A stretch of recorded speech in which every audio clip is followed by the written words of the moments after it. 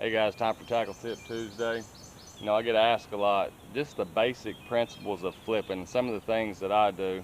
A lot of it seems to me like it is basic, but I think some of the things, we take for granted. First of all, flipping's all about using the momentum of the bait. Whenever you flip it out there, of course, the first flip, they always say, your bait up above your reel and then you flip it.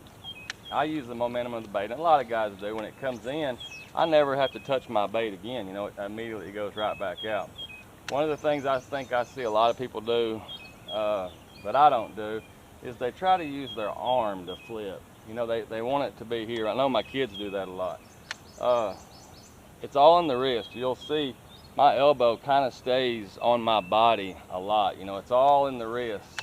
It's right there. My elbow is usually, like I said, locked, and coming in, you use the momentum right back out. A lot of guys say, well, you need to learn whenever you start flipping to use your strong hand to flip with and your offhand. Use the left-handed reel if you're right-handed.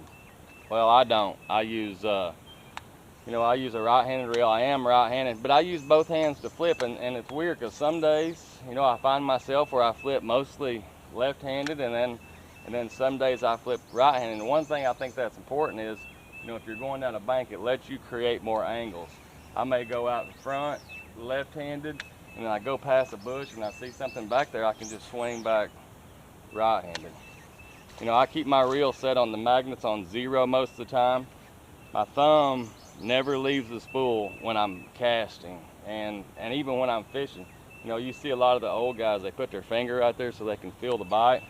Well, one of the things that my thumb being on the reel is when it's there, my thumb is on the line coming off. So it's kind of the same thing as there, but it lets me feel, those subtle bites, or those bites that there is no bite, where it's just slack. But flipping's all about repetition. You got to practice it.